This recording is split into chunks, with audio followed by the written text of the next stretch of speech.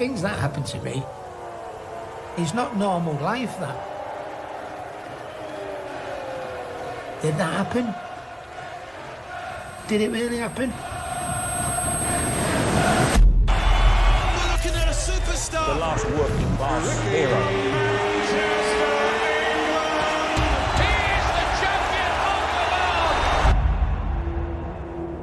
I come from the council estate. That's end of the rainbow fairy tale stuff.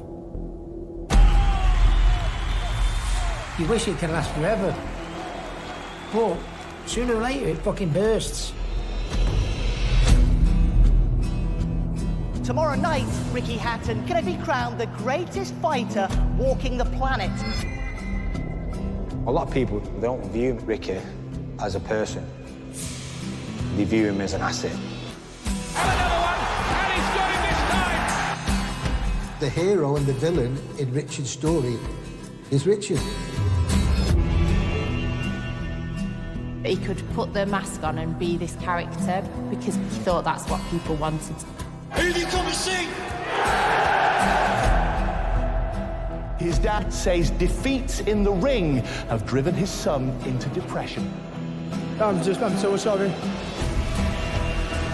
He was destined to have an happy ending, but it didn't turn out that way. Wake up!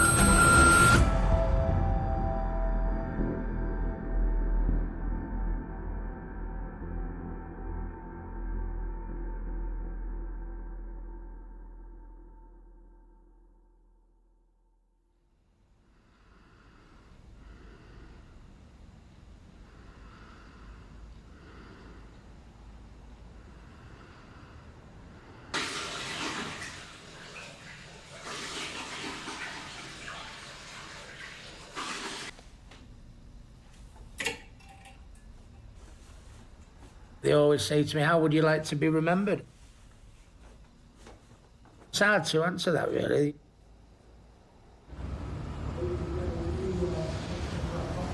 I was a world champion 4 times over. But I consider myself a failure. It wasn't supposed to end this way. Ladies and gentlemen, Ricky the Hitman Hatton!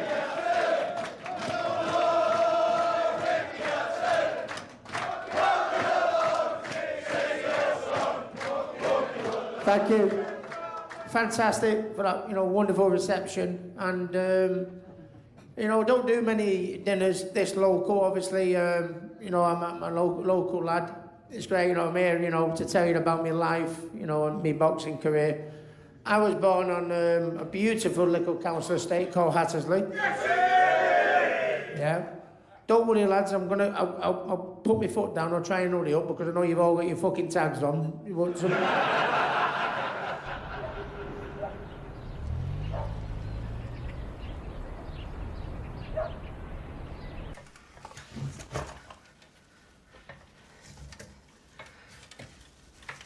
How old would he have been on there? That's your school photograph. Look like Bart Simpson. Don't you think? Look at his hair. His hair was always spiked. Yeah. Always spiked. You couldn't get it to lie down, could you? I don't know what that is. That's the card that we sent him the first time he ever fought for England. Dear Richard, and all good wishes. Hope you do the business. Love Mum and Dad and Matthew.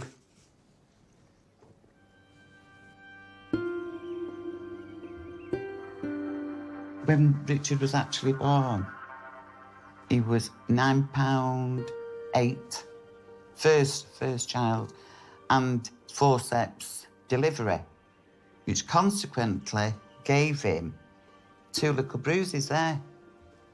And they said, you've given birth to a right bruiser. He looks as if he could be a boxer. And how weird is that? And he had very hairy arms. And it was like that. I thought she'd give birth to orangutan when I saw him the first time. It was good as a youngster on the estate. Everyone was mates, everyone knew everybody. I still live 5 minutes from where I was born in Hattersley. Everybody loved the Hattons, how they lived their life and stuff. He was a good footballer though as well, you know. Yeah.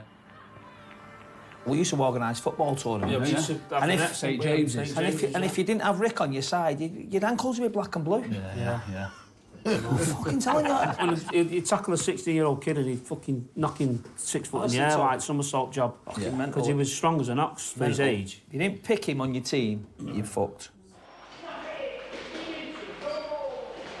It's madness to think one day, my dad, you know, just said, Rick, why don't you go over to the boxing club? Give it a go, see how it is. So I got in the ring and had a bit of a spar with this kid, you know, I can't remember who it was, but he was a lot more experienced than me. And he went dink and hit me, and I thought, ooh, you dickhead, oh, you know, he wound me up. And then I'd come, like, it took me 2, 3, 4 times to come, and then I started getting the better of him.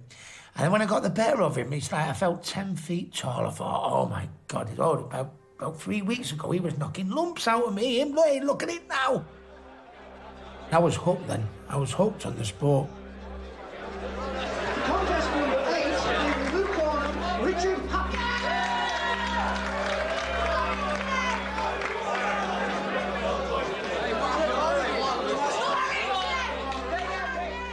I was worried. I can't imagine a mum having a young baby and a toddler thinking, oh, well, I want him to be a boxer.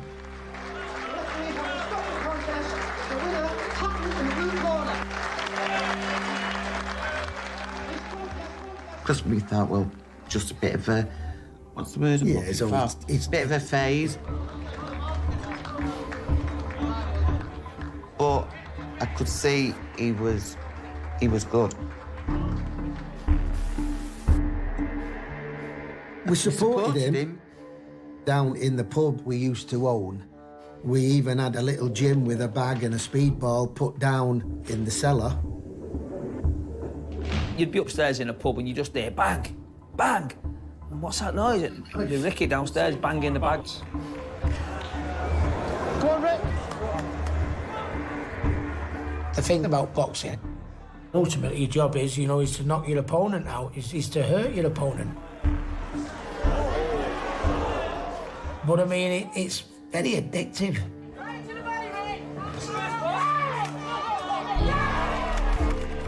And I don't know whether I was always trying to use the boxing to try and disguise the weaknesses that I had in my head.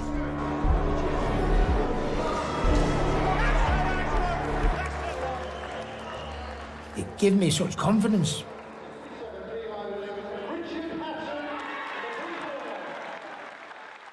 When I was at school, I used to say to the teachers, nah, I'm going to be a world champion, me. You know what I mean? I don't... Well, you're really... All right, no problem. What news for you? You're in detention, you little shit. But when I left school, I knew that I wanted to go professional. I think it's because Manchester was at a stage where it was the capital of British boxing.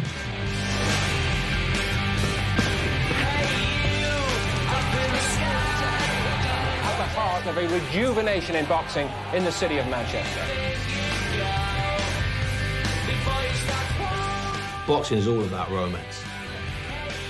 Because every single week there's a fairy tale. The kid with no chance gets somewhere against the odds. In the 90s, some really good fighters were coming up from the Phoenix gym, just on the outskirts of Manchester. We're the best round there by far. We've got world-class fighters in this gym. Champions, you know what I mean? Champions to be. That was set up by a man called Billy Graham. Decided to try and start a gym on my own. Obviously, we got no money. I just went for it and just got myself in a load of debt and got a gym. I knew Billy before I knew Ricky. I used to go round his house on a Saturday night for a booze-up. Is he on drugs? I could do with some. With snakes and all that. He was a one-off, a complete one-off. No one knew then, but eventually Billy would become crucial to Ricky Hatton.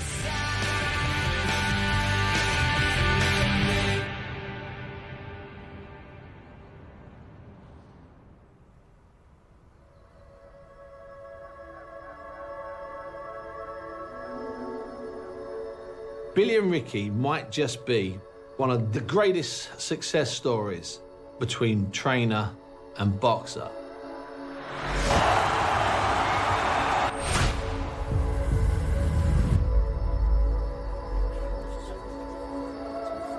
But years ago, Billy instantly vanished. I heard all sorts of things. Billy was involved with a religious cult and he was talking to snakes somewhere in Georgia.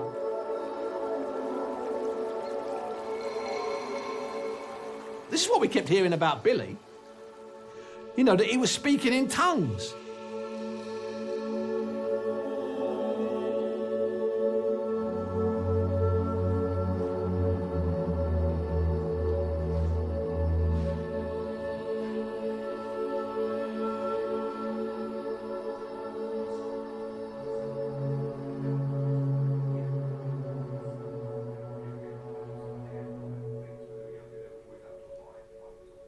Yeah, that's my monkey.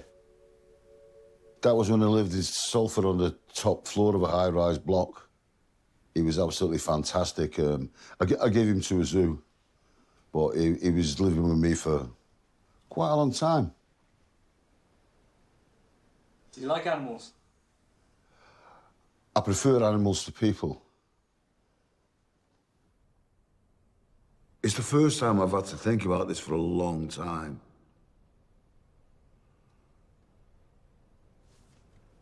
It's like somebody would push out my mind. You know what I mean? And I've pushed it out of my mind for years because for a few years it destroyed me. You understand? I wasn't looking for fighters, that's for sure.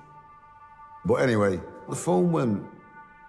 Can Ricky Hatton come down to the gym and have a workout, take a look at him like... Oh, of course.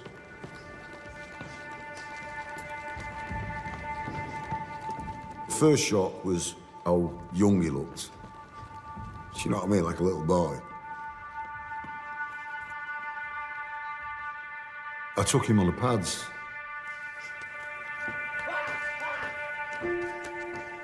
I couldn't believe how strong he was. He was fucking stronger than what he looked, are you with me? And I thought, wow. And the hair on the back of the neck stood up. You know what I mean? Because that happens to me when I see something what's great. You know what I mean?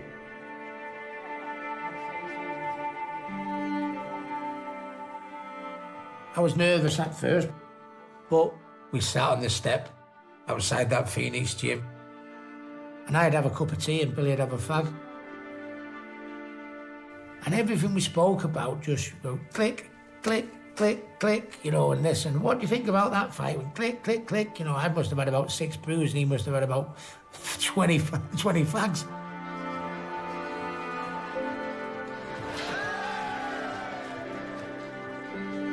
He was loads of fun. He was dead funny. I was always laughing at him. He was always laughing at me. We was always taking a piss out of each other.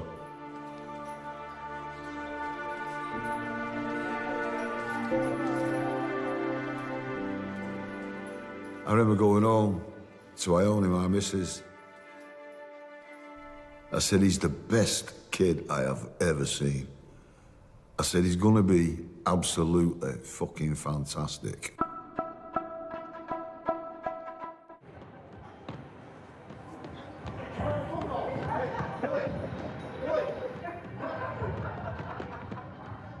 Billy was blown away with him. And Richard really, really wanted to turn pro. And with the boxing, with Richard, it goes round about certain kids. And then when you get all the promoters wanting to sit down and talk to you, then you realise that at that moment it is becoming real. Carl? Hey, Frank. Hello, mate. Sorry, I'm just in the middle of filming something. Yeah. And what do you need? Right, it's Liam Gallagher's 50th birthday tomorrow. And I want to get the president. I'd like to get the president to wish him happy birthday. Frank Warren is Britain's top boxing promoter in a big money business. Quite simply, promoters hire a venue, sell the tickets, pay the fighters, and if there's anything left, they make a profit. I think boxing is absolute entertainment. And it's all down to money. It's always down to money. In order to be a professional boxer, you've got to be able to sell yourself. And Frank, you know, was the biggest promoter in the country. I'd heard about him. He was a young lad, and I heard he was was quite an exceptional amateur. And I wanted to sign him. I was delighted because I'd gone from working for my dad in a carpet shop for like 150 quid a week, and then I was fighting, getting a cheque for $3,000. So I thought it's a bit more like it. Now, a chance to show you one of the brightest young prospects in British boxing. Richard Hatton is his name. Watch out for this fellow, Richard Hatton. I think he really is one of the most exciting prospects we've had over the last decade or so. It's only his third pro fight. We don't want to keep the pressure. Ricky was made to be a professional. He was exciting, he let his hands go. He was a whirlwind. Mixing him up head and body. Doesn't he look the business Pendleton here with these body punches early? It's tremendously impressive. And he goes down under the onslaught. Ricky was amazing and a fantastic body puncher, one of the best body punchers I've ever seen. Just under a minute and a quarter left for him to survive in the round. That will seem an eternity. Another body punch has done him. And Billy Graham, as a coach, the perfect match. They knew each other, they could read each other like a book. Billy Graham taught me, it doesn't matter whether you've ticked all the boxes, you've got all the abilities, there's someone out there better than you. So that means you've got to work harder. I'm improving with every training session with Billy. Believe me when I tell you, the best is yet to come. Right from day one, we was talking about undisputed and all that lot. We wasn't going to be happy with anything else.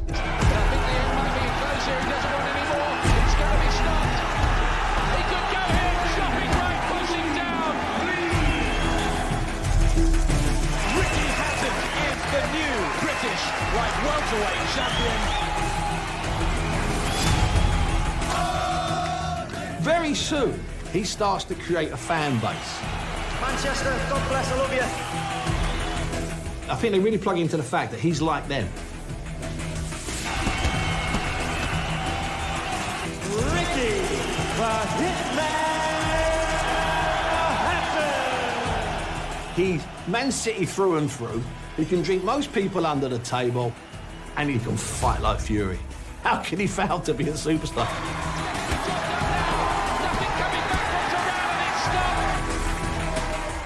He was destined to have an happy ending, to be honest with you. Hatton does it again, still unbeaten, still going places.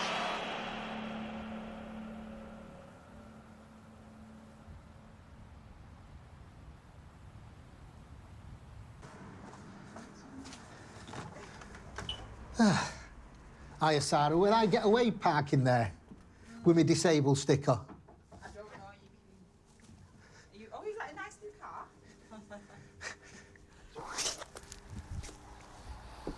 I've never just done one thing. We were always running our own business, the pubs and selling carpets. And if you wanted to succeed in business, you had to do it well. We were very lucky with hard work, and we were quite successful at whatever we went into. Very, very early, I recognised the value my son was.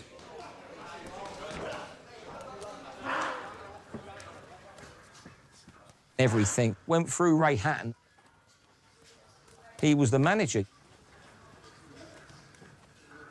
Everybody liked him. People were suspicious about him because in boxing you're suspicious of newcomers.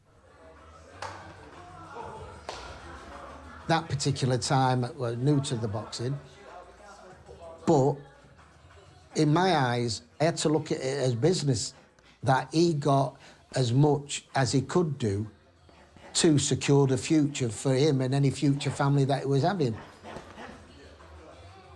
Looking at the camera. Campbell. Campbell. Who's that? Give him a smile. Give him a smile. Because he had a son, Campbell. Oh, serious face. It was a bit of a shock, to be honest, because it wasn't planned. And I was still only 20, 21. I thought, oh my God, I'm gonna be a dad. Ticklish. Campbell coming into Richard's life altered his life to a certain extent, but it wasn't a dramatic change because he didn't live together or they didn't get married. He lived with his mum. He was still there for him, but I think if you were to ask Richard now, he could have been there a little bit more.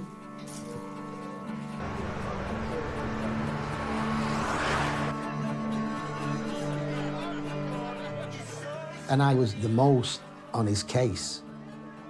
Because if he wasn't fighting, he'd be going out drinking too much. So you can spare the fucking size of that. Well, you know. The more successful it became, I was always a little bit concerned that he didn't get carried away with it all.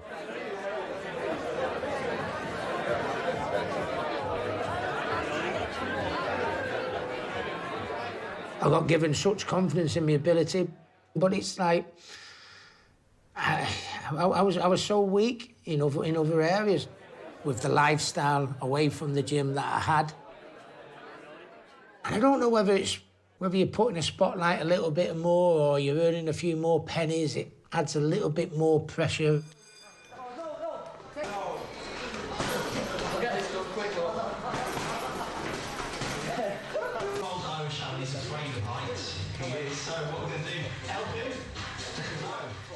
The first day, training camps.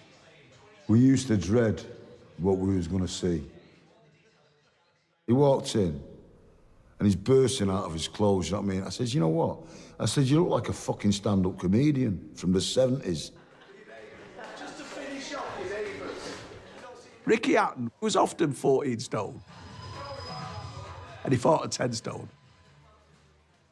I said, let's get on the scales, see what we've got to do. He refused to get on the scales. So I knew that if he refuses to get on the scales, you know full well what's gone on there. Even though he'd have X amount of weeks off, he still never started his training on a Monday because Sunday was an all-dayer. And he used to say to Billy, tell him if he's not in Monday, don't bother coming in fucking next week.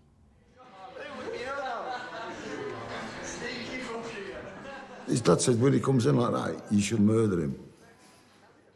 You know, punish him. Give him a really hard workout and punish him and all that. I said, what the fuck is that going to do? That's just going to make him ill. They said strange things to say, but he was my best mate. He was my little brother. I was fucking worrying more about the massive fight to come.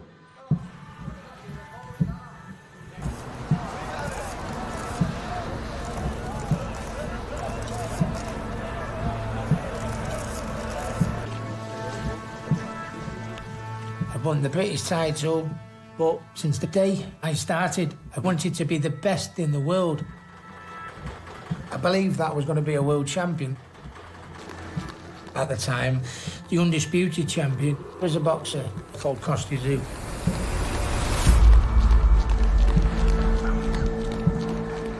Kostya Tszyu had been a brilliant Russian champion. He was a mainstream star. He was one of the finest boxers in the world.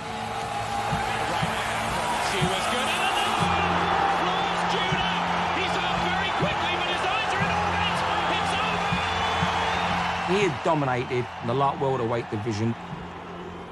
He was the man.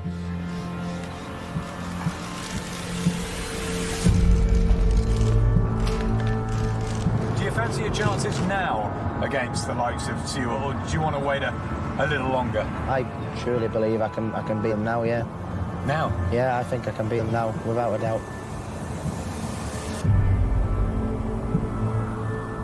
I went to Frank Warren. So he said, what have you got in your mind, Ricky? I said, what if it cost you, Zoo? Do you believe me, Frank? The minute you give me the nod, them belts are coming back to England. I'm telling you. I'd fight him tomorrow if I had the choice. Costa Tszyu at that time was the best in the world. And I didn't feel it was the right time. I think by that time I'd had about 38 fights. It's a risk. How many fights do you want me to have before we take the risk? In the end, that's a fight the fans wanted to see. And I remember looking him in the eye, I said, do you really want this fight now? Do you want it? Oh, yeah, I want it. And that was it. Ladies and gentlemen, welcome to the press conference for the IBF World Title that takes place in the MBN Arena in Manchester. The arena is going to be buzzing. I couldn't believe it. It was like, your heart stops a beat just for a little bit. Because you think, oh shit. And he was Costa Tszyu. Come on, Ricky!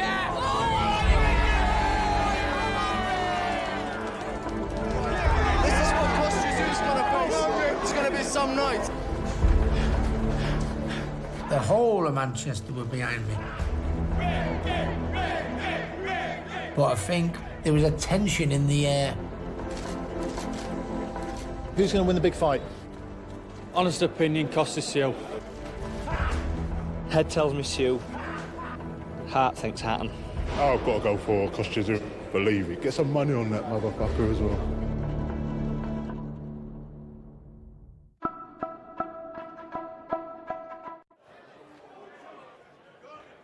Your dream is to become a world champion.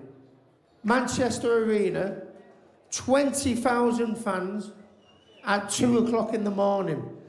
They had it at 2 o'clock in the morning to coincide with American TV and Australian TV, so they could watch at a decent hour. And all the press said to me, they said, Ricky, how are you going to go on fighting at 2 in the morning? I said, listen, everyone in Manchester fucking fights at 2 in the morning.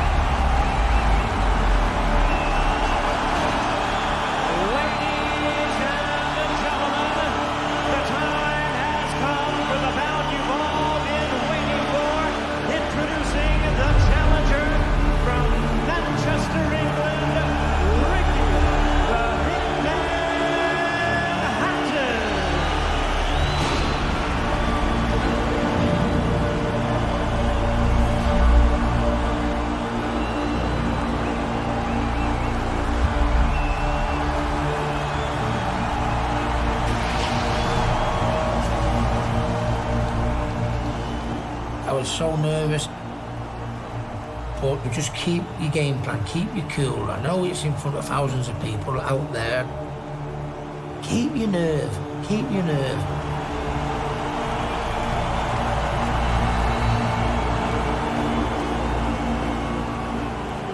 I told everybody we was going to win. But that was bravado, you know what I mean? Because my ass was twitching. He's fought this fight 1,000 times in his head. Can he do it for real?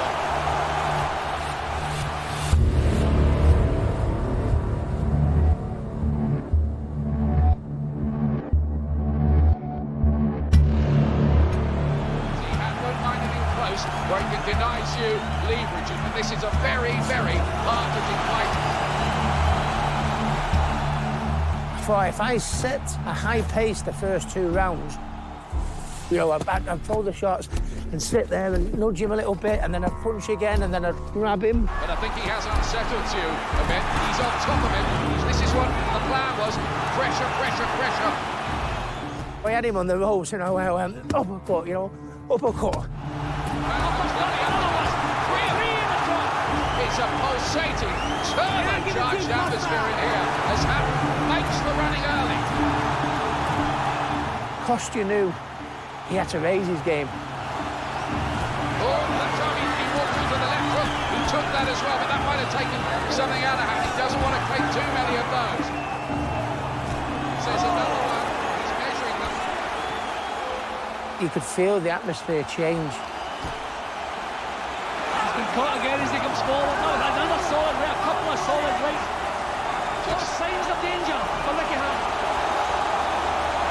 The only problem you've got is no need to panic if you're not quite getting enough room for your own punch because you've got to stay close. Coming towards the middle rounds, this is the scariest part now for both of us. When you've got your guy getting fucking beat up, he's beating someone up, he's beating him back up, he's beating him up again. Someone could get knocked out, it could be your guy. You're in a battle, you're in a war. It's fucking horrible. Again,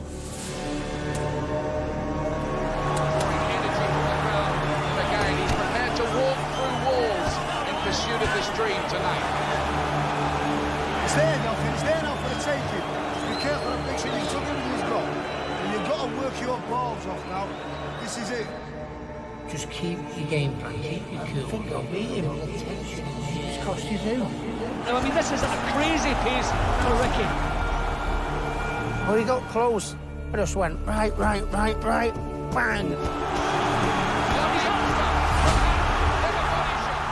And I think the ropes actually held him up.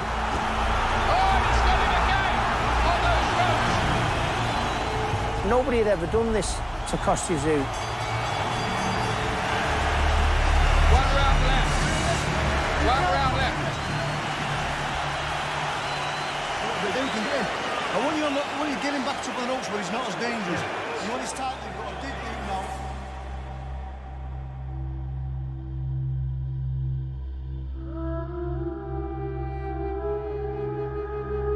Billy, I said, I've got nothing left. And Billy said, you know, don't let me hear that. Don't let me hear that. How many times did we sit on that step in Salford saying we were going to be the best? And if you throw this away now and don't put your foot down on, you'll never forgive this. You'll never forgive this. Come on, Ricky, this is what we've talked about.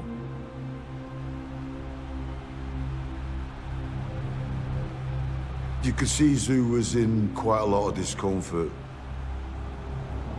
I'm looking round and I'm checking all the time.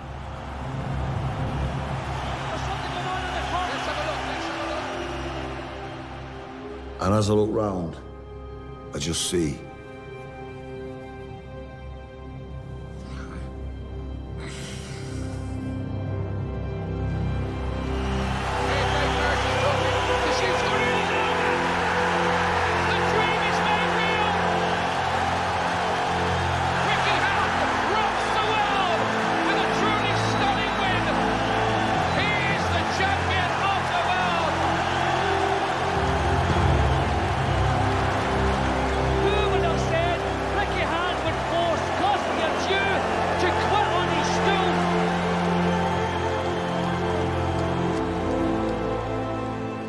First thing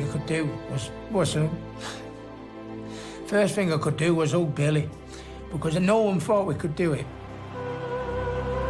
You know, and Billy turned around and said, you've done it, I told you you've done it. And I remember saying, Billy, no, we've done it. And I just see his face. The relief.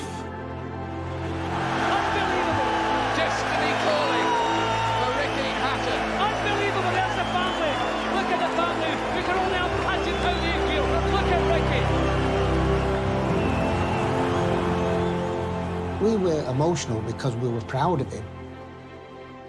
But it was about him. It was his night. Manchester!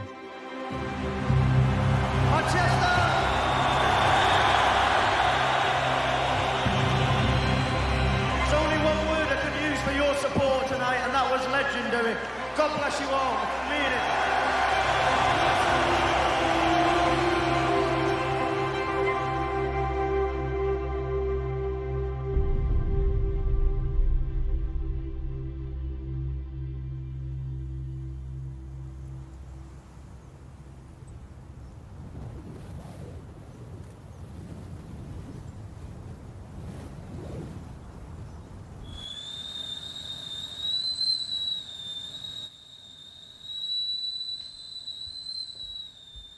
Now time's gone on and I can look back, I think that Rick has a real need to be loved. And not just loved, like wanted and accepted. I met him at a family party, which was one of Rick's cousins. But yeah, I don't think we spoke about boxing at all. I don't think it would have come into it. He was trying to impress me with his dance moves more than anything. We had a good laugh from the first day we met. But I don't think she was into the boxing. But when she went home and told her mum, oh, I'm going out with a boxer, bet her mum thought, oh. But she was different.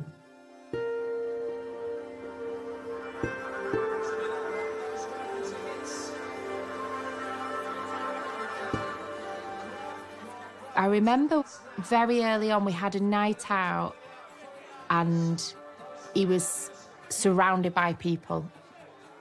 If one person noticed him, then everybody else would. And it was like the world was watching. That's what it's like when they smack you, all them lights. It beaten Costa Zoo. It was a great success story for everybody. The brand, the industry of Ricky Hatton mushroomed. That's been rolled out, by the way. Mr. Richard Hatton for services to boxing. Ricky sort of made it okay to be off the council estate. He gave everyone a sense of belief in themselves. Welcome, please, Ricky Hatton.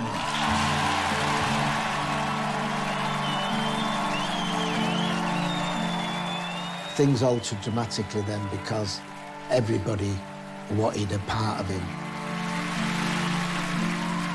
As his father and his advisor, can it get any better? Yeah, I think with the way Richard is and the way he responds to challenges, I think this can be the start of an all new era, really. Everything was going well, but we got to a situation with Frank sorting out the money side of it. It was good money. But Richard was in a different position. He was in a different realm there. You feel crazy because obviously you're dealing with millions of pounds, though. Yeah, it gets ridiculous. But you've got to realise what I knew it was worth. What's the time schedule for that, Frank? I was looking at what to do next, and then the old man, he asked to come out some stupid money.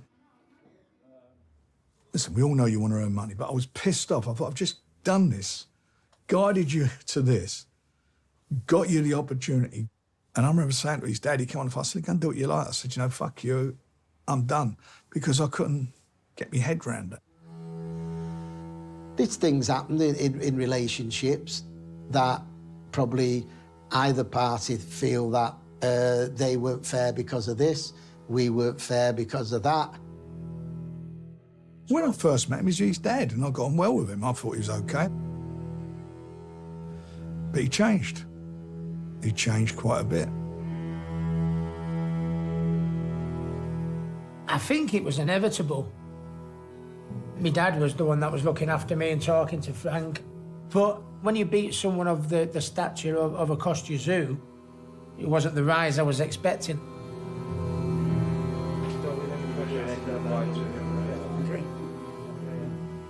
There was a lot more conversations about money happening and, you know, I think Ray wanted to build a bit of an empire.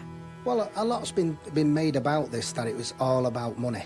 It hasn't been all about money, even though it's a big consideration. At that particular time, I'm selling a diamond. I'm not selling a quartz. And not to say my son is a product, but technically it's the same thing. You're trying to do the best for that item, or in this case, that person who happens to be your son. You're trying to safeguard your son for the rest of their lives. So it does make you a little bit more ruthless. Most boxing promoters are fucking dogs. Do you know what I mean? Most businessmen are dogs. Yeah? But with Frank Warren, at least he was a boxing man. I always just say that's when after the Costa Zoo fight, when the lunatics finally took over the asylum.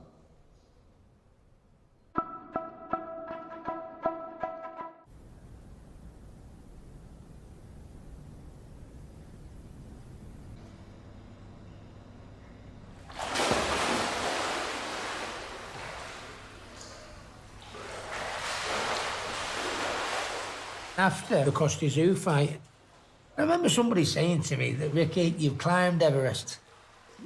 How are you going to motivate yourself now you've climbed Everest? But since the first day I started, I want to do what my heroes have done. I wanted to top the bill in Las Vegas.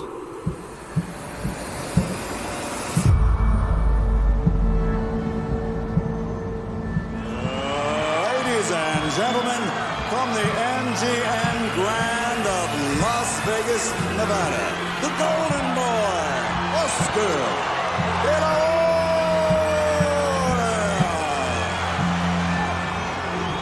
Vegas is like the land of opportunity for boxing.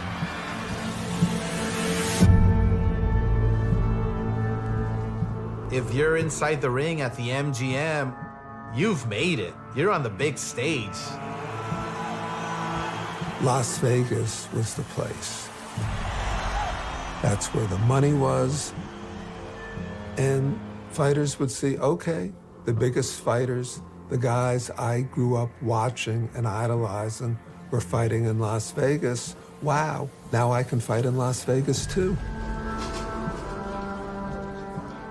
When Ricky Hatton beat Costa Zoo, he started to become a name here in America. As a promoter, having retired from boxing, we knew that we had to get our hands on Ricky Hatton.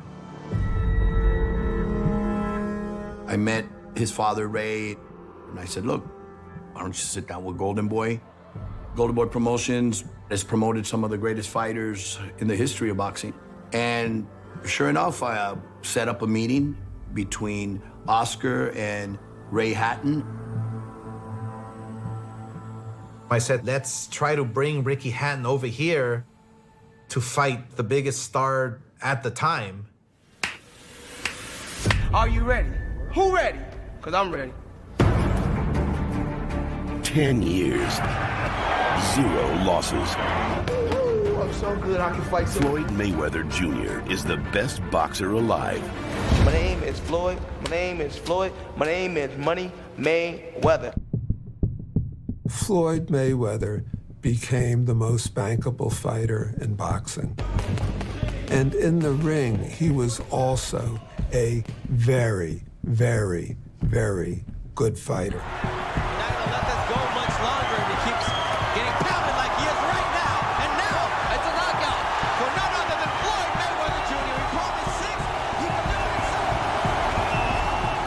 Floyd was the #1 pound-for-pound king.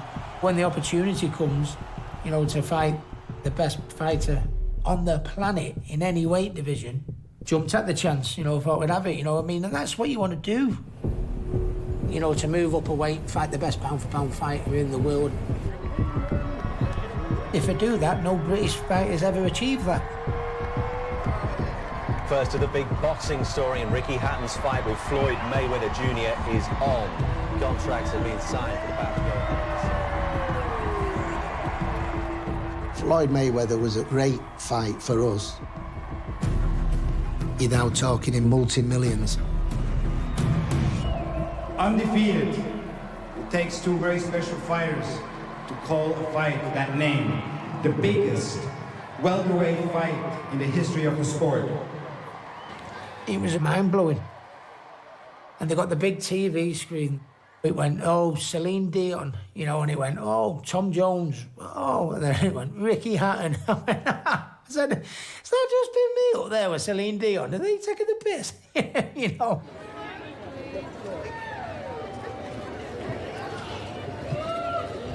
You a pussy.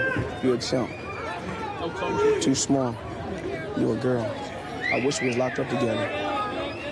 You a chump. You's a pussy. You know what you gonna get. All them boys you fought was over here. You fighting the best. You straight up and down. But also, it was really, really tough, you know, to put up with that dickhead. He went, "Look at me, 250,000 on my pinky," but I go, "You're the dick, though," you know. And then he'd go, "Look at the wristwatch. Yeah, I got 300 on my watch, 300 on my wrist." I go, "Yeah, but you're the dick." Yeah, don't worry about that. Don't worry about that. Don't worry about that. It was an incredible promotional tour. You know, Ricky Hatton was undefeated, the people's champion. But then you have the villain. Then you have the guy that, in Mayweather, who everybody wants to see lose. Floyd Mayweather, welcome to the Lion's Den. I am the lion. I am the lion. It was literally like the perfect storm.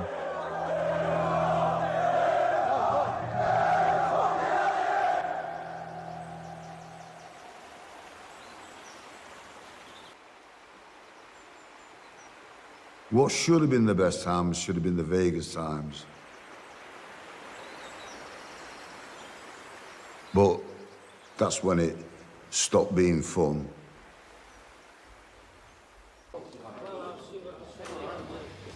As you all know, Billy's hands are bad through years of abuse, Bill, aren't they? Yeah. Billy Graham was getting older. And Billy Graham had terrible hands through years and years of doing pads. And Billy wouldn't let anyone else do pads. It's on either side. Yeah, let me get there. You know. That felt a bit near the bone now, Kerry. I won't near the bone, it's You know it. It's absolutely true that I was riddled with injuries, you know what I mean?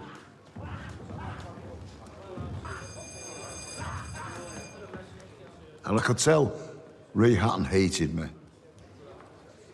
You know, Ray Hatton had been trying to get rid of me. And we're arguing. At no point was Billy Graham thought of being pushed out or moved out. Billy had been struggling with his hands. I said, when it gets to some of the hard sessions, bring somebody in. I wanted Billy still round the camp because of his relationship with Richard. The only part I enjoyed about my job at that time was when we're training for a fight, because then it was just kind of me and him. We just had to really look at each other. And we didn't have to say that much. I knew everything what he was feeling. The fear and the nerves. Because it's something like what you've both been working for. All that time and dreaming about, talking about. Any moment now, entering the building, Ricky the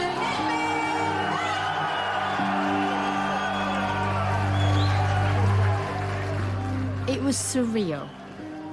You land in Vegas and the taxi drivers always say, "Oh, you guys are coming from England. Do you know this guy, Ricky Hatton?" And you're like, "Yeah."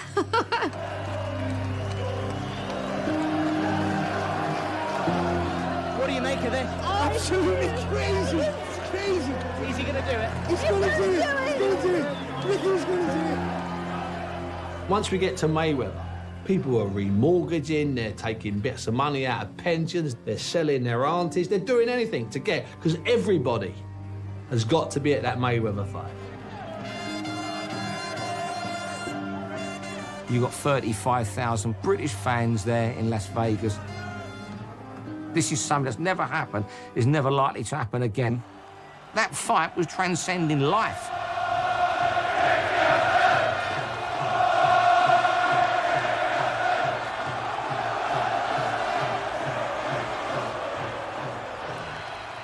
Someone shouted to me, they went, Rick, have you seen this? Have you seen this?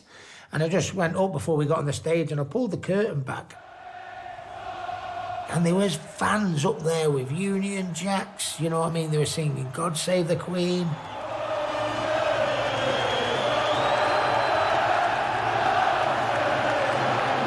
There was 10,000 fans there. 10,000 fans for the weigh-in. From Manchester, England, Ricky Hatton. Made me so proud and so made me so fired up for it. And I stood there and I thought, if he comes forward 1 inch, you come 1 centimetre here, I'm not backing down.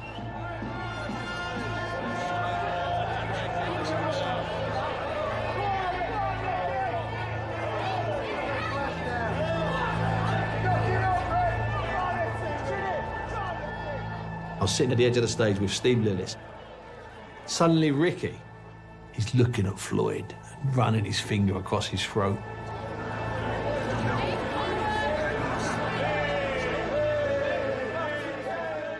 Ricky Hatton doing the cutthroat is what you see trust talk boxers do. You know, man of the people, Ricky doesn't do that. He's the nice guy. So I think Buncey turned around and looked at me, and I think the look might have just said it all. No, bollocks. He'd been sucked in. He'd bought into it. I just want you to answer me 2 questions. Who have you come to see? Floyd? Me? Who's taking the belts? Let's fucking have him.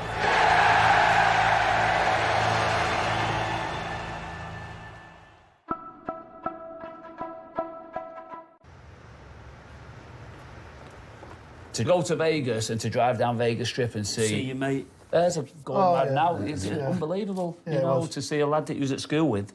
You get Angelina Jolie and Yeah. Brad Pitt. Sylvester Stallone. Oh, yeah. Fucking mental. Tom Jones took him for something to eat, didn't he, with Yeah. Jennifer, Yeah. with Jennifer and You know, his you missus? stood next to him, you're talking to him. It's not unusual. Oh, no.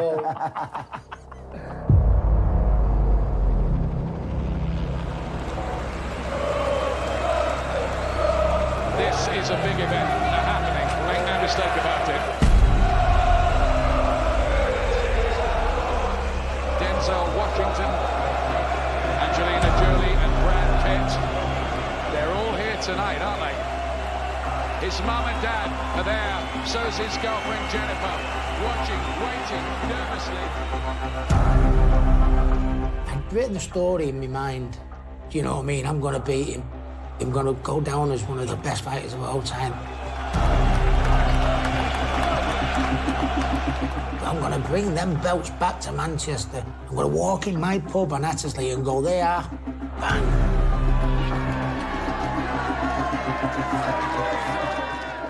I'd say to people, put your house on it. That's how confident I was.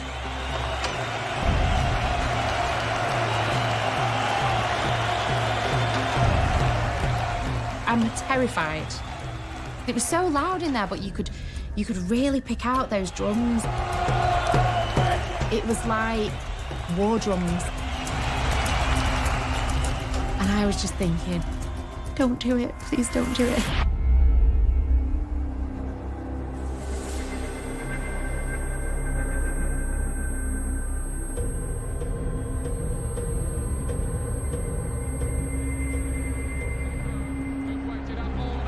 To see this. Here we go at long last. Can Hatton apply the pressure that he's been looking for? And straight away, he looks to just show his physical strength. In the first few rounds, I was moving in on him quick. And that little dip jab, you know, that I always liked, you know what I mean? Floyd through that and I dipped on, bang. Oh, the jab knocks Mayweather right off balance. He looked troubled by that. It was a heck of a jab from Hatton, and that has sent the British fans here wild. Everything was sort of like going to plan. But I think from a very early part, whenever Floyd had jabbed me, I'd move in, the referee would break. This is what Hatton wanted to do, to wrap him up. Joe Cortez. The referee is very quickly trying to stop him doing that. Why did the referee come in there? The shot went over his head. He's breaking the action every other second. It was ridiculous. It was disgusting. Every time he got in close, it separated. Mayweather tried Joe Cortez to break the action. He should be penalised. It sort of like broke me rhythm. I totally lost my composure. I'm worried for Ricky when the pace slows. This pace, look, he's been constantly cleanly now. It's when the pace slows that we really have to start worrying for Ricky Hatton. It hurts me to say it, but at the moment Mayweather's won that round too, and he's beginning to pull away.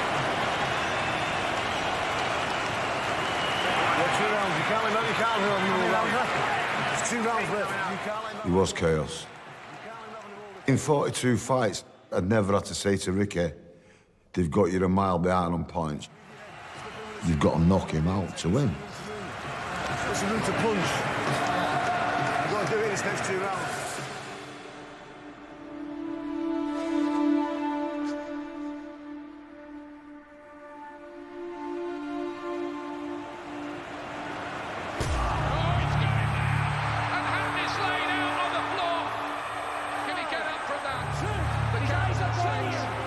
His eyes are in awe of him.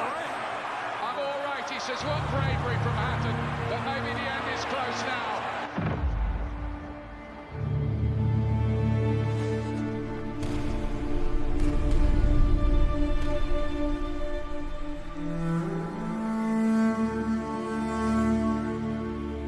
And the dream dies.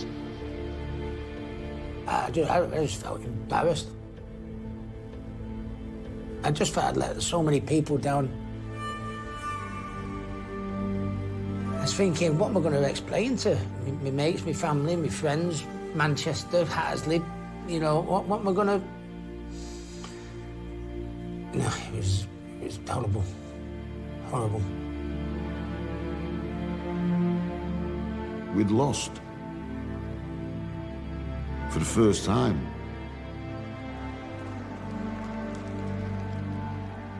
No matter how much you analyse it, you've been beating off one of the best fighters of all time. We thought we was going to win.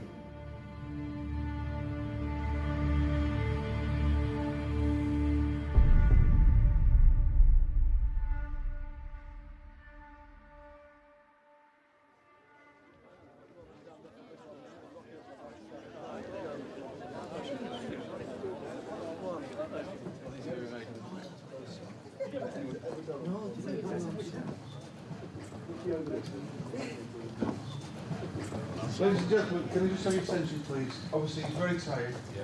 It's a grueling fight. After the fight, I was quite protective of him. I know how humiliated he's going to feel. So it was a massive fall. I feel a bit of a mug, to be honest, because I left myself open to it. You know, Physically, he had to cope with it, but mentally he had to cope with it. It was like this fake smile on his face. To put it bluntly, it's probably been a shit day altogether, hasn't it? Well, cheers, mate.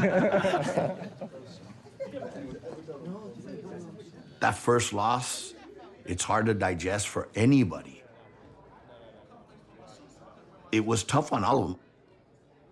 But I'll tell you from experience, it's until you lose and it's just boxing that the fingers get pointed. Well, you didn't do this, you didn't do that. Then the things start coming out. I was in the change room afterwards, it was bad. Rick come in, he just couldn't speak to anybody. All of a sudden, Ray comes in and absolutely goes for Billy's throat. And all he could hear was, Ray, it's your fucking fault. You didn't stick to the planning. And Billy said, it's not my fucking fault. He come out swinging, he didn't fucking do this, he wouldn't listen to me, blah, blah, blah. Ray said, it's fucking your fault, it's not his fucking fault, it's your fault. Look at it now, look. Anyway, it was fucking really bad in the change room. I didn't even know that had gone on, yeah. mate. No.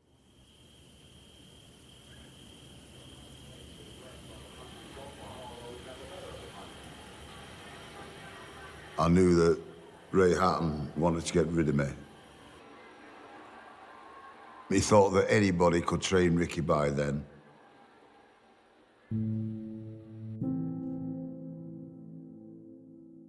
Billy was like a dad to Rick. They had a really unbelievably special bond. They'd shared something and they got each other on just a different level. But Ray definitely didn't think that Billy was the right person for the job anymore.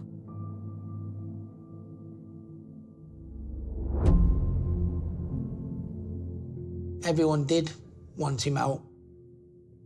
He had to have needles in his elbows and needles in his hands, you know, to get through training sessions.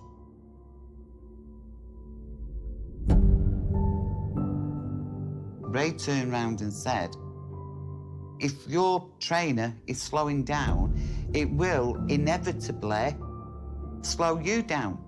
So Ray said to Richard, what do you want to do? He said, I've already done it. Yeah.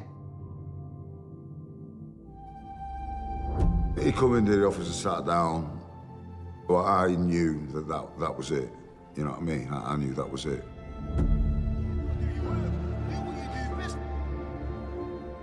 I said, we've had such great times together. I said, you know, I love you. I said, you're my mate. He didn't have to say it. I mean, we spent our lives, the last don't know how many years of our lives, looking into each other's eyes every day. I fucking loved him. You know what I mean?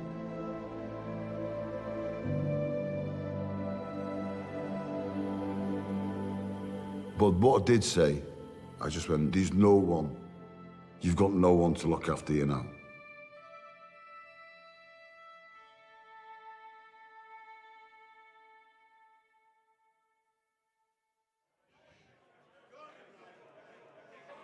I was devastated. I was devastated when I got beat by Floyd Mayweather. I fell out with Billy Graham, who was my long life trainer and friend. So I was down after that. You know, even my friends, they knew I was in a bad way. But the thing is, you can't, for a man, or even a lady, but certainly for a man, you can't go to your mates and go, fucking hell, mate, I'm crying every day. Fucking please help me, because you think... And it's just not what you do. You wake up every morning, for like weeks after it, you know, thinking, got beat. No more Billy. And the more I thought about it, the worse I felt. I was trying to deal with it on my own. Jennifer at the time, she'd go shopping or go out or something like that, and I'd be sat in the house, depressed, crying and everything like that. And then she'd come back and I'd go, hey, are you okay? You all right? Have you had a good day? Yeah. And that's what you do. You put the brave face on. And if I felt down, I'd just go to the pub, you know what I mean? And that was my sanctuary. There was a lot of drinking going on. I think in the moment it masked, you know, like probably the feelings that he was having. But I don't think I had any clue how things would spiral from there.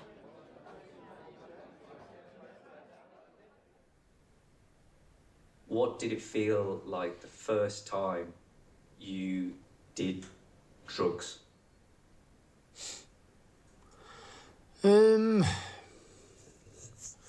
First time I took drugs, it just seemed like a replacement.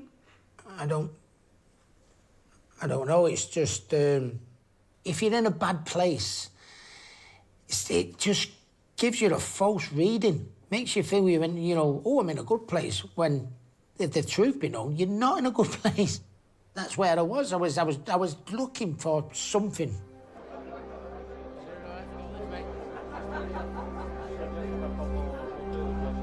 But I kept a lot of it hidden. I shielded it from the people that loved me because I didn't want to admit it, and I didn't want to upset my family.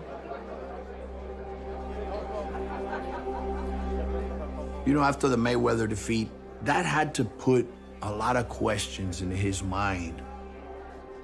So there was a process of getting some wins back. He went to Man City Stadium.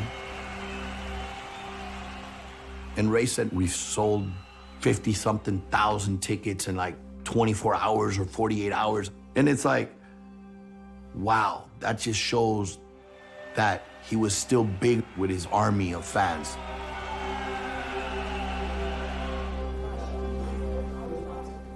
I think he was trying to throw himself into something because inside he was hurting so much.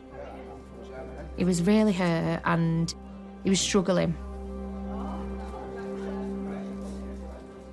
After that, we discussed, Ray and I, what do you think should be next? I said, Ray, you know, if Ricky could beat Manny Pacquiao, in the eyes of all his fans, in the eyes of many, it sort of erases the defeat.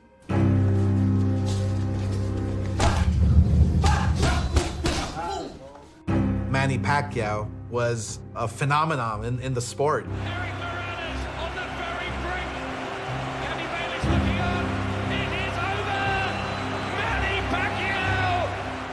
This is Ricky's opportunity to come back, to make a statement. This is a fight that's gonna generate revenue all over the world.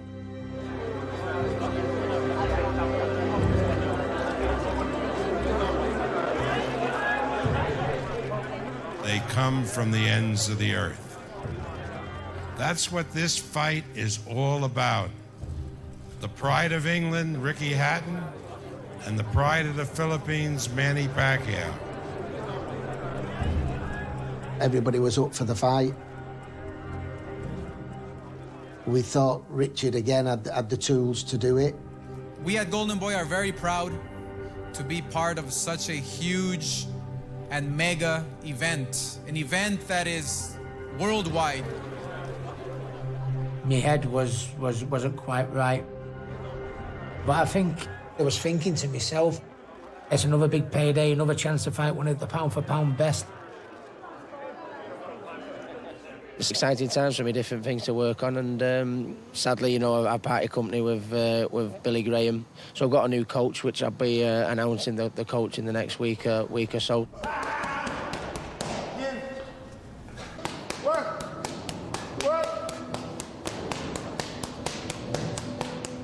It's after Billy, Floyd Mayweather Sr. comes in. 56 years old. Get up in the morning, eat cake, drink Kool-Aid, candy bars, cookies. That's what I get. And that's a bizarre one, obviously.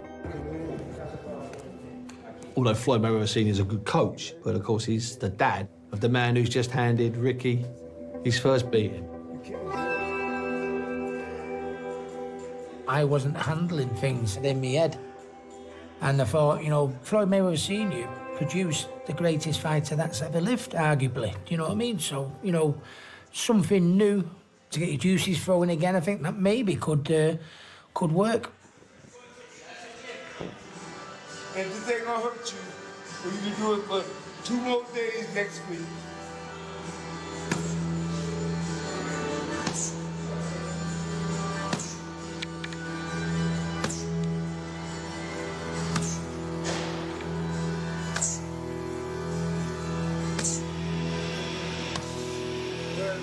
But Floyd, as much as he was a good coach, he was very, very old school.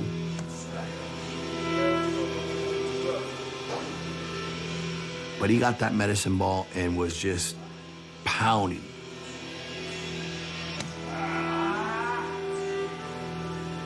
Now what do I do? Nobody's stepping in.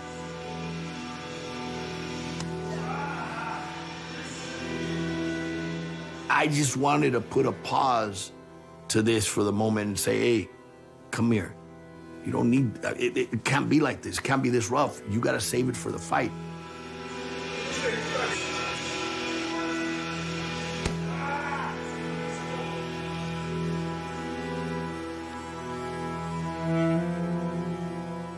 I think he actually drove. I think he drove me into the ground.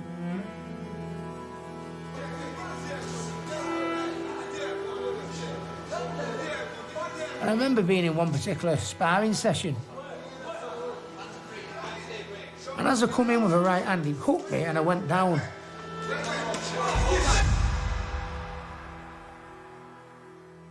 I got out of the ring from my sparring and I put the towel over my head and I just started crying. And my dad come up at the time and he went, "You all right, son? You all right, son?" I went, "Dad, just leave me. Dad, just leave me. Leave me, Dad. Leave me, Dad."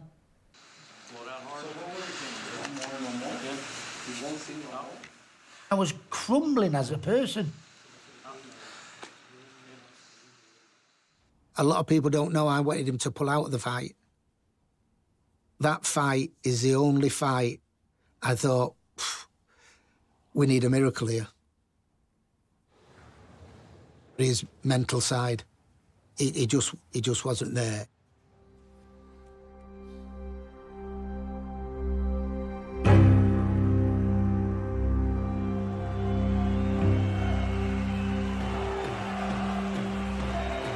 Is this going to be a stellar night for Ricky Hatton?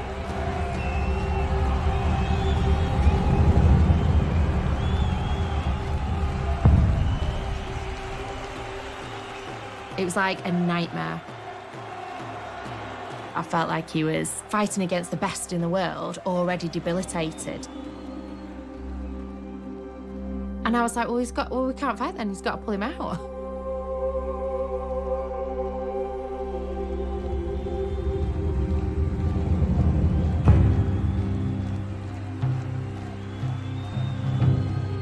I felt like I was getting ready to go to my own funeral.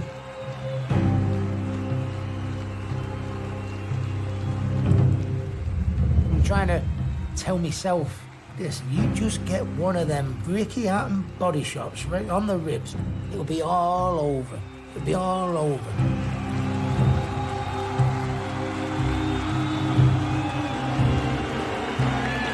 Great reception for Hatton.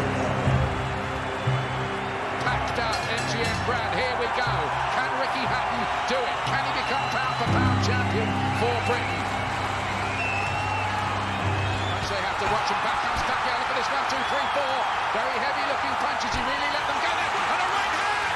Puts Hatton on the floor! He still has the power, even at this weight. He left himself open. Ian, I don't believe this. He needs his chin down, his hands up, and he needs to think what he's doing here.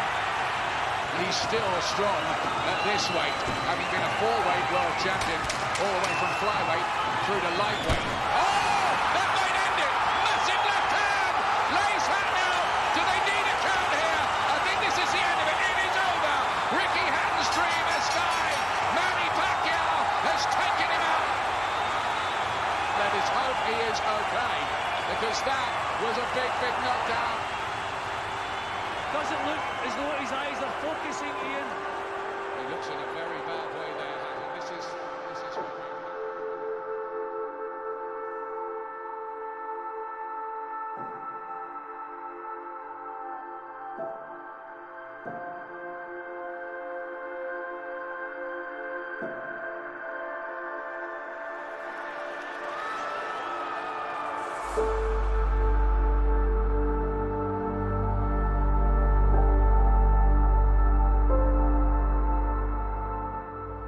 It's brutal.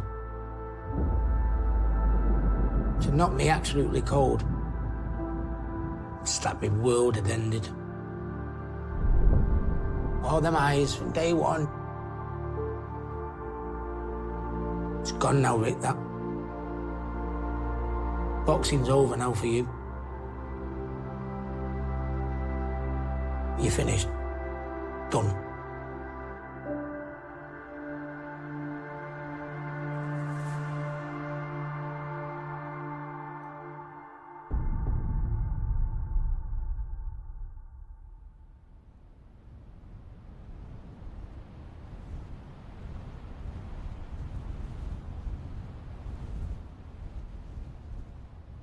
I went to hospital with him straight after the fight. I knew that his head wasn't right. I felt guilty. Got all emotional again. Me and my wife in the hotel room, and I said I should have protected him more, but what could I do? He didn't want to pull out, is the nature of him. I'm sorry about this. Because it's really one of the first times I've spoke about it in all these years.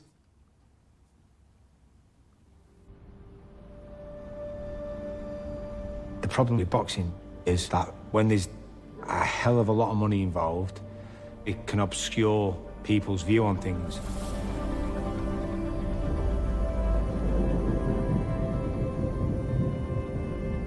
You know, a lot of people, they don't view an athlete like Ricky as a person. They view him as an asset. And everyone's going, this kid's going to be a world champion and he's going to earn fucking millions. And that means, on the back of him, so am I. Never mind about the collateral damage along the way. And before you know it, you're retiring from boxing and you feel broken.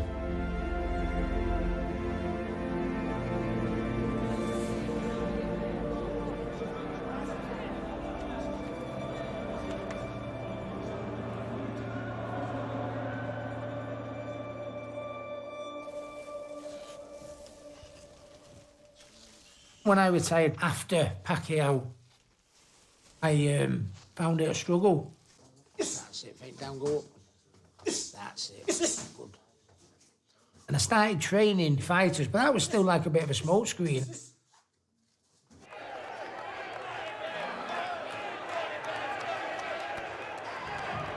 You know, once you've had that feeling, when millions of people all around the world see you get your hands raised, world champion Ricky Hatton, there's no feeling like it. It's very, very hard to replace that. Second down, round one. Stay there, have it with him. Got to have it. Good shot again. There's a common saying in boxing, it's the loneliest place in the world, and it is. Rick, good lad. Especially when you retire.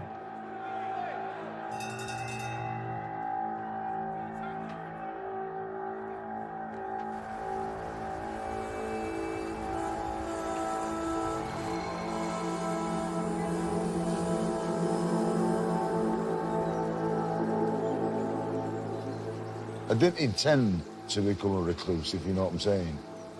But you kind of shut yourself away. Then the next thing, like, the years just go by.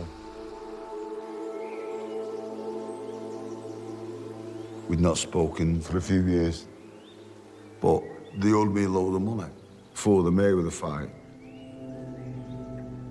I used to text Ricky and go, Ricky, do the right thing. Just give me the money. You know what I mean? And that's it. Billy turned around and said, you know, I didn't get paid what I should have done. So when he turned around and said, I've not paid him enough, I went, Dad, you know, what's going on here? What's going on here? Well, all that happened was with Billy is Billy then thought he'd been shortchanged. I don't know what the dispute was supposed to be about. I should have just got my money. You know what I mean? Why didn't they pay you for that? You'll have to ask them. We were more than fair. Richard made Billy Graham a bloody millionaire.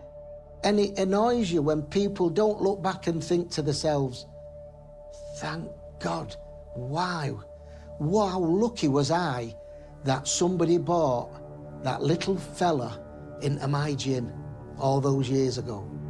What a shame that they don't think that way. I'd had enough, and we had to have a meeting with lawyers. Former world boxing champion Ricky Hatton is squaring up for his latest battle. Hatton's being sued for more than £1 million by his former trainer, Billy Graham. The pair worked together for 11 years before Graham was sacked. got my trainer, who I love, my best mate, and my father, who I love equally. Who do I believe? Whose side do I take? What do I do here? That's when, I'd taken drugs. But then, from that moment in, went a little bit into overdrive, let's say that, to say the least, yeah. It's a spectacular fall from grace. The image of Ricky Hatton taking cocaine splashed across the front of the News of the World. I said, they must have it wrong. It was the side of his face, but it was a particularly personalised bracelet. That was obviously Richard. It was devastating. I'd go out on my own. And I'd just knock about with randoms, doing stuff I shouldn't have done. And anyone could be taking a picture of me and anything like that, but I didn't care. In the moment, it was so shocking. But at the time, there was a lot going on in his own head. And I think the structure of boxing gone, it got worse.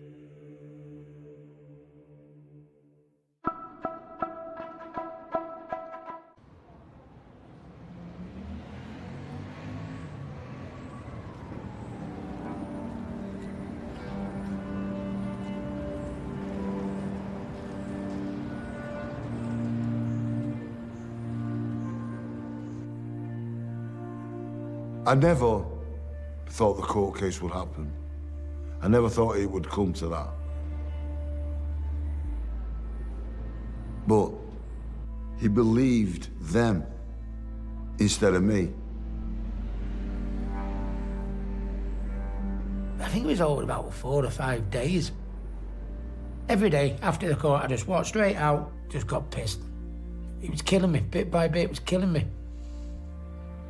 Absolutely killing me.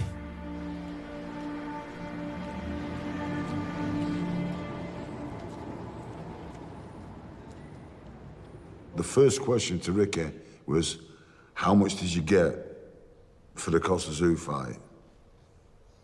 So Ricky says, which I always thought, £1 million. So my lawyers went, no, he didn't. So he says, you got 1,200,000. That suggested that somebody else took 200 grand. I looked at Ray Hatton, and I seen Ray Hatton making these gestures, you know what I mean? I don't mind telling you what the fallout was, because when you haven't done something, you can say it. They accused me that I was taking out money. They said money has gone into this account, and this account. I went to my accountant and I said, there's been money going into other accounts. And he went, yeah. And I went, what? How much? And he told me. I went, oh. Oh, no. You got to understand, everybody talks to each other. I asked somebody, how much? He just went, fucking loads. He might have said fucking millions, I don't fucking know. Nobody ever came out right and said that Ray Hatton had stolen money, right? Ray is a lot of things he would not steal from My his lad, no. son. To try and safeguard Richard's finances, we set up a discretionary trust. It no longer legally is your money, but you and your family down is the beneficiaries of it. I tried to tell him what had been done. And then, unfortunately, turned around and said to me, you've been ripping me off. And when I come out of that court, my heart just flopped out my body. I said, you can't move money and not tell the person in charge, you know, what's going on. You can't do that. It was all a misunderstanding. And I hadn't done the things that people said I'd done.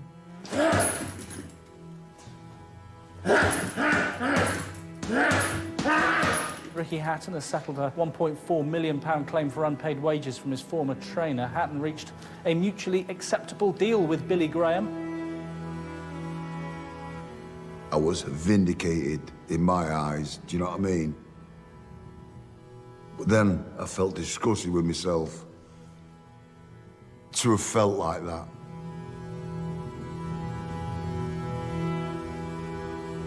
It is a tragedy. I think it's sad how it ended. I felt let down because I lost one of my best mates. And stuff was happening with my money that I didn't know about. I said to me, Dad, I think it's time we buy a company and have a little bit, give ourselves a bit of distance. And it lasted for 8 years.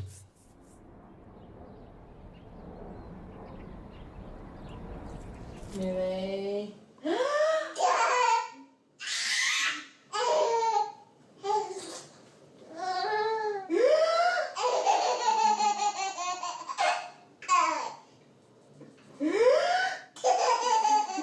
We'd already spoken about having a baby. We decided to try for Millie. And then later we had Fern. To start with, that was great. But quite quickly, Rick was back in like a spiral of drinking. And he was really in like a bad depression now. There wasn't a night I'd go out and I wouldn't have drugs. I'd go out, you know, and I wouldn't come home. My family and Jennifer would be worried about me. Where is he? Where is he? I didn't care. I can only apologise for my behaviour for that period. But as you can imagine, I was a poorly man.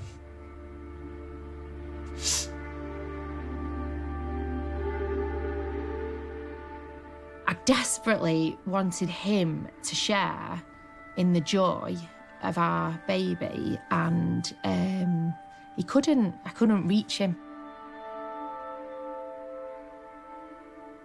He was not speaking to his family. It was all consuming for him. It just became like an obsession. It was all he could talk about all of the time.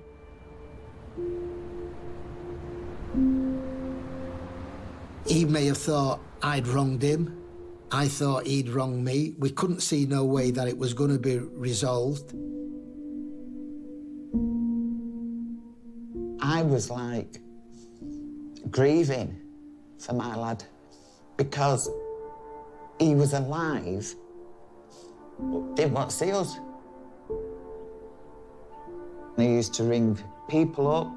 I said, could you let him know that his family haven't gone anywhere? He just used to text and say, Mum, don't phone, don't phone. You're not my mum anymore.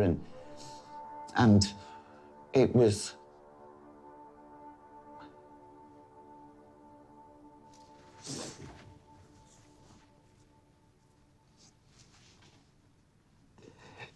It was bloody hard.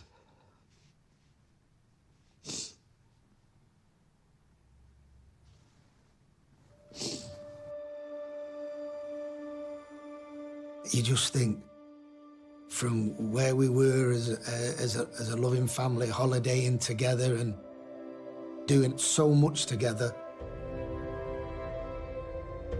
how's this got to this?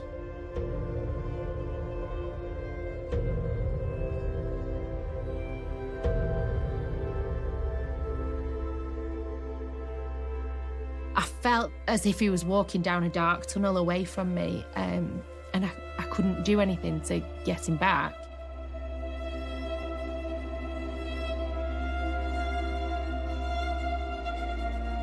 I had no more boxing, no more Billy Graham, and no more mum and dad. And I just didn't want to live. Night after night after night, you know, I'd sit there with a knife and I'd be thinking, come on, Rick, you can do this, you could do this. And I couldn't do it. I couldn't do it, and I hated myself. I thought, you can do anything. You can beat him, fight him, do this, do that, but you can't just fucking kill yourself. He's a good person, and a lot of hard things has happened to him that has left him scarred. But I knew, after years and years and years, at this point, I knew I couldn't help him. I was leaving him when he needed me. But it was like a choice between peace or chaos, and I couldn't choose chaos anymore.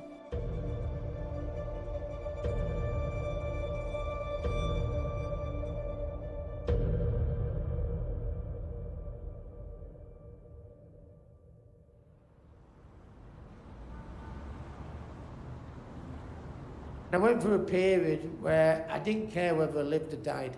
And I thought to myself, I went, fucking hell, Rick, this is bad, this is bad, this. You need to fucking sort yourself out and get yourself together. And I went and saw a psychiatrist. You know what? The best thing I did was go and speak to this fucking fella. And this fella, I tell you what, it brought me back to fucking life. It brought me back to life. If there's anyone here who's suffering from it, please go and fucking speak to someone, you know. Don't be proud. Don't be proud.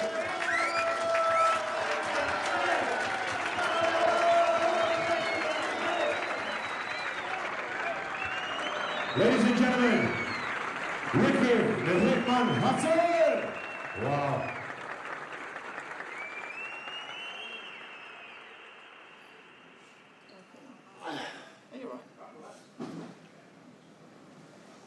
Ricky Hatton is back in the ring at the Manchester Arena An exhibition fight in November against another former champion, Mexican Marco Antonio Barrera. He's never wanted to show the championship. It took me a long time to get on the straight and narrow. But bit by bit, it was like a work in progress. I mean, I still have bad days now. But as I'm getting older, I'm knowing how to deal with it and how to cope with it, you know, a lot better. The phone went, they said, listen, Rick, how would you like to do an exhibition, you know, at the Manchester Arena, like for one last time, you know, it's given me a lifestyle change, not just getting ready for the exhibition, you know what I mean? Ricky Hatton is gone now, Ricky Hatton's got to try and... Ricky Hatton's getting older, so I've got to stay like this, but to share the ring with a great man, I never thought this would ever happen.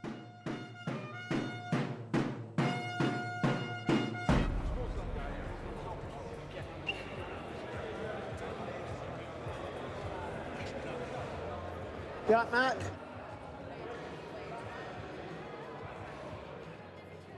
One day, another member of the family phoned me up and said, you know, Mum's had a mile. I was absolutely heartbroken. I was crying. I was like...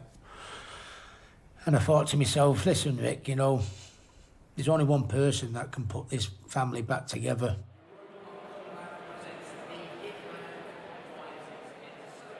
I came out of the hospital and my phone went. And I looked at the text and it said, I'll come and see you. He knocked on the door and he said he put in a kettle and a what? No, I said, do you want a brew? Oh, he said no, because he was very, very nervous. He was, yes, he was nervous. He came in, didn't he, Ray? Give us a hug, sat here, had a brew, and as he was going, Ray was sat in that chair and he gave his dad a hug. I said, how did I ever go 8 years without seeing you? It took me a long time to get where I am physically and mentally. Made up with my mum and dad. We fell out for a number of years, but they're there Saturday night. which means more to me than anything.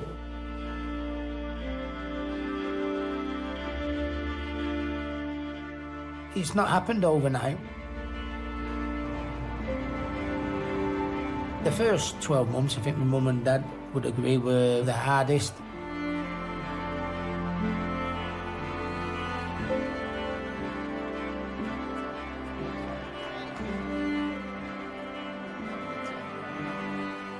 We're 90% there with everything. But when it's been 8 years, you can't push it.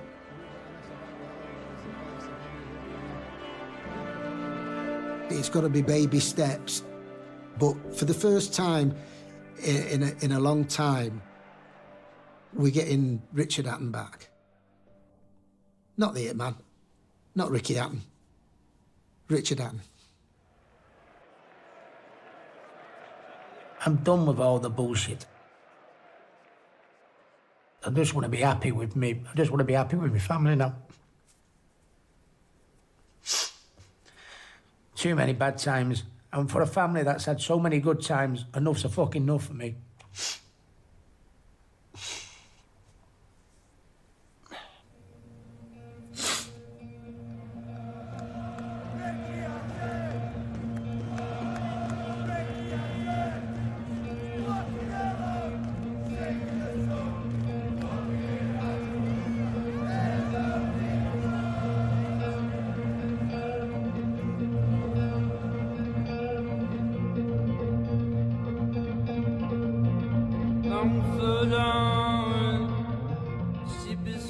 You'd like to turn the clock back, wouldn't you, and be lifting world titles?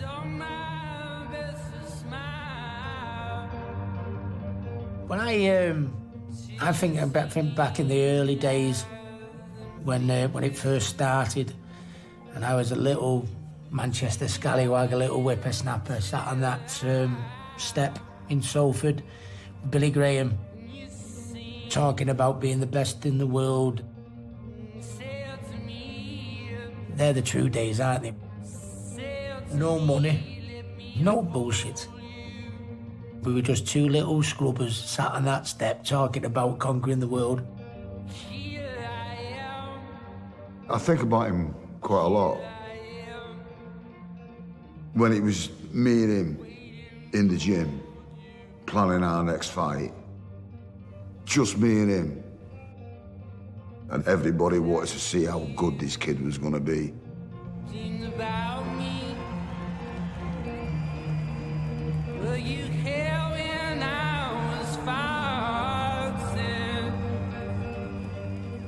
I sometimes get annoyed when people say it's because of his personality, because he was a man of the people. Yeah, he is still a working class kid. He is down to earth. So I think people, you know, kind of say that's why he was so popular.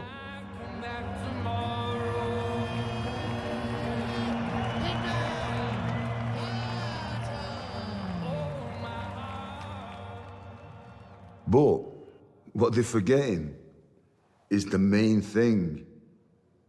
Why he was so popular is because he could fight like fuck.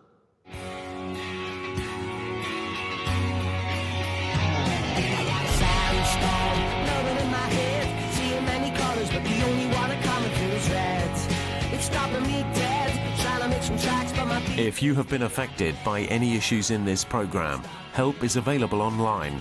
Please visit our website, sky.com/viewer support.